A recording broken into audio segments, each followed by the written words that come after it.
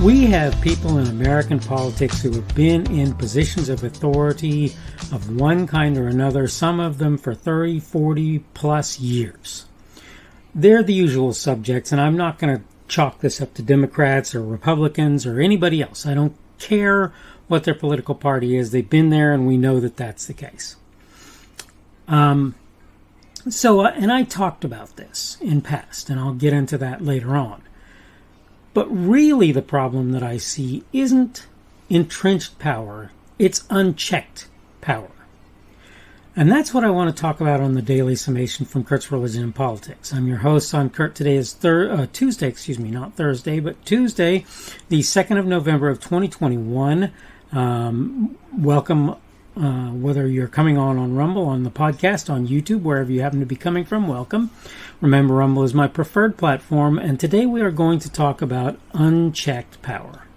And I'm going to go ahead and go through my notes because that's something that I do. You just have to get used to that. That is how I work. And so again, I'm going to go ahead and do that.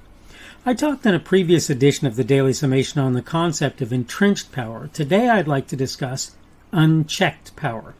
Frankly, entrenched power wouldn't be so big a problem were it not for what amounts to unchecked power. At present, we're experiencing unchecked power in every branch of the U.S. national government and beyond.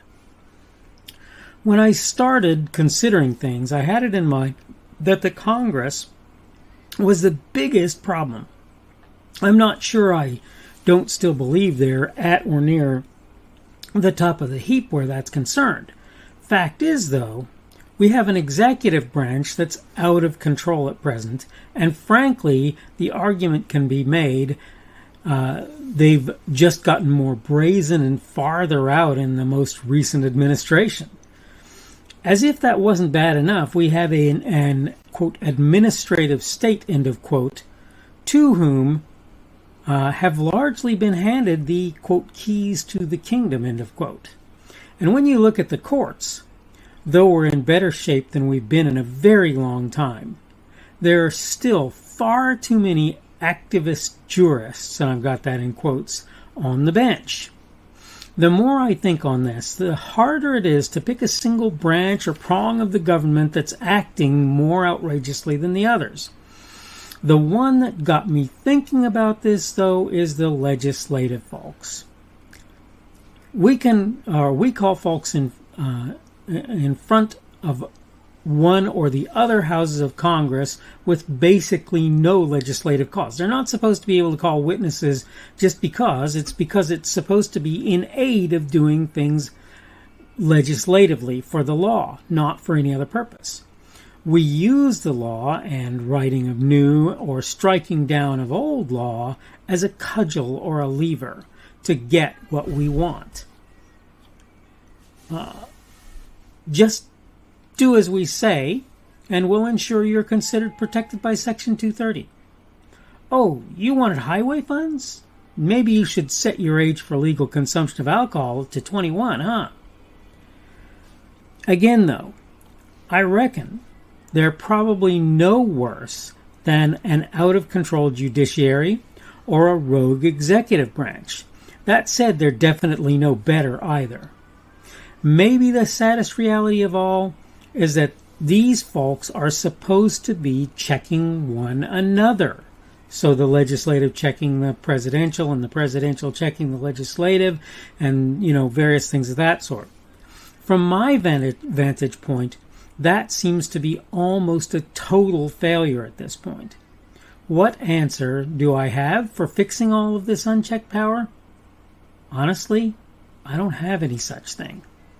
That said, if we fail to think about this, however painful it is to deal with it, you can bet we won't fix it either as a country. It won't get fixed. So whether I have an answer or not is pretty much beside the point. Because when it comes right down to it, if we don't come up with something, and pretty much post-haste, pretty quickly, we're not going to survive this as a country. We cannot have a judicial branch or a legislative branch or a executive branch or an administrative state, any of them, who can just run roughshod over the rule of law. And that's what we've got at this moment, pretty much with everybody. Everybody's this way. It's not something that just the executive is doing. Now, the executive is certainly doing that, and they're doing it in some horrible ways. I'm going to use the administrative state to make vaccine mandates a thing. No, that's not reasonable and should never have happened, right? I'm going to, like I say, promise people that they won't be unprotected when it comes to legal liability for things that are said on their platforms, even though they're acting as content providers as opposed to, or editorialists rather than, I should say, a platform for content provision. No. I'm going to tell people that you can't set your drinking age at 18, which you can go die for your country at that age, but drink legally in the United States? No, you can't do that. But I'm going to tell them that they won't get highway funds if they don't play ball with me.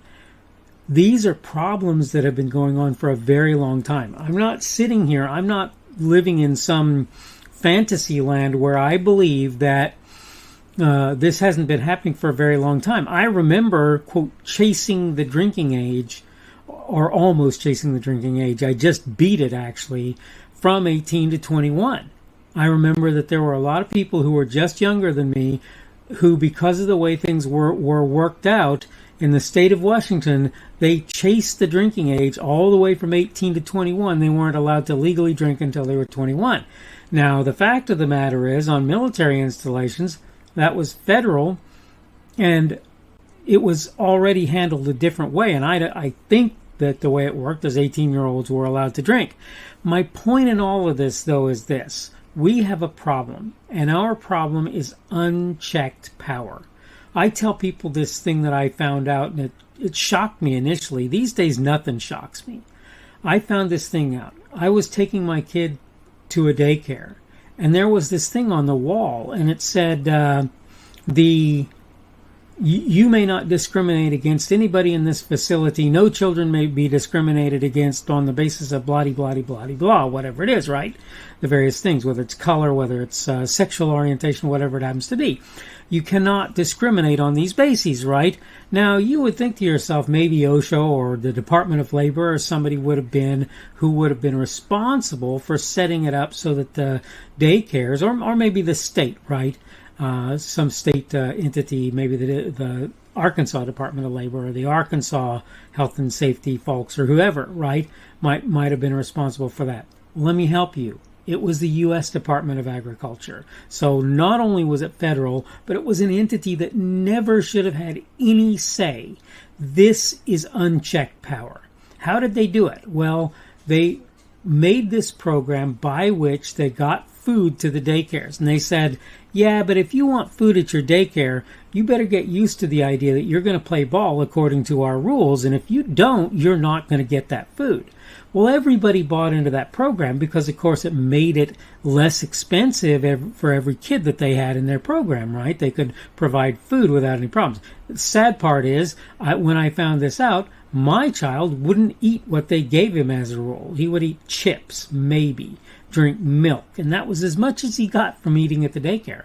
But the U.S. Department of Agriculture was in charge of that, and they used that unchecked power to dictate things that I'm not saying that things are of themselves necessarily bad, but I'm saying that the people who were doing that dictation had no business doing it. They had no business setting mandates in that regard. And this is a problem that we have in the United States. And I'm going to appeal to just everybody. We need to be thinking, and I think maybe Mark Levin's suggestion of the Convention of States, where we start setting limits on what the federal government can do through that Convention of States and term limits and various other things, that might be the answer. But I'm urging you, think about this. We need to try and find some inventive way to pry the power out of the hands of people who are obviously not going to let it go by themselves. Okay, I need to go ahead and wrap up. This is the Daily Summation from Kurt's Religion and Politics. I'm your host, I'm Kurt. Today is Tuesday, the 2nd of November of 2021. Means tomorrow will be Wednesday, the 3rd of November of 2021. Getting to that middle of the week already. Wow, that's amazing. It's just passing like nothing you ever saw. Of course, that's my world. That's my life at this point. I'm getting old and it shows. Thank you for everyone who's been here on Rumble, on the podcast, on YouTube. Almost said welcome again. Yeah, I'll let you know. It doesn't hurt my feelings too bad. Welcome to, obviously, but thank you for coming here if you're on Rumble, on the podcast, on YouTube. Remember, Rumble is my preferred platform. You can give me a boxing glove or a plus on Rumble, and that's positive feedback. You can give me a minus, which is a negative feedback if you feel the need to do that. You can give me a thumbs up on YouTube or a thumbs down as a positive or negative feedback if you choose to do that there. Anywhere that you can leave comments, that's one of the preferred things, one of the things I like. Obviously, I like people viewing my content, and I like people rumbling or feedbacking on my comment because it helps me to know what's going on. I don't care about YouTube's algorithms or rumbles if they have them. I don't care. I want to know that you guys are getting out of my stuff something that's worth your time. Okay. Today's subject has been unchecked power. Tomorrow we're going to talk about tyrants down under, and I want to relate this to my personal experience having lived in Australia in my youth. So I'm going to go ahead and try and do a little bit of that. I've heard other people talk about this, and they've said some good things, but I really think that I need to throw just a little bit of a spin and perspective from a person who actually lived there. Hope you're having a good day today. Hope everything is going well for you, and hopefully I will see you again on Wednesday's edition of the Daily Summation from Kurt's Religion and Politics. The speaker on this edition of the Daily Summation is Kurt Schubert. This video was recorded on Tuesday, November 2nd of 2021. The Daily Summation is created for Kurt's Religion and Politics.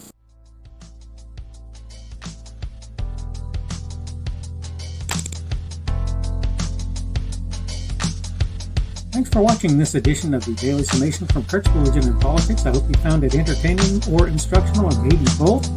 If you want to see more from me, you can go to blogs.kpschubert.com. That's blogs.kpschubert.com. I am on Twitter, Parler, and Minds.com. My handle on each of those is @kpschubert. That's @kpschubert.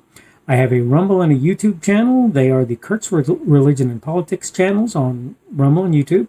I have a Facebook page. The Facebook page is Kurt's Religion and Politics as well. I am on Patreon. If you want to support me, that's one of the better places you can do that. And you will find me at Kurt's Religion and Politics on Patreon. I have a podcast. The podcast is podcasts with an S, .kpschubert.com. That's podcasts.kpschubert.com. I think you should be able to find me with relative ease on Apple Podcasts, Google Podcasts, and Spotify as well. The best way I find to do that is to look for Kurt's Religion and Politics. You can try to use the Daily Summation. I find that it doesn't work as well as a general rule, but you can always try that. I'm glad to have you aboard today, and hopefully we will see you again tomorrow.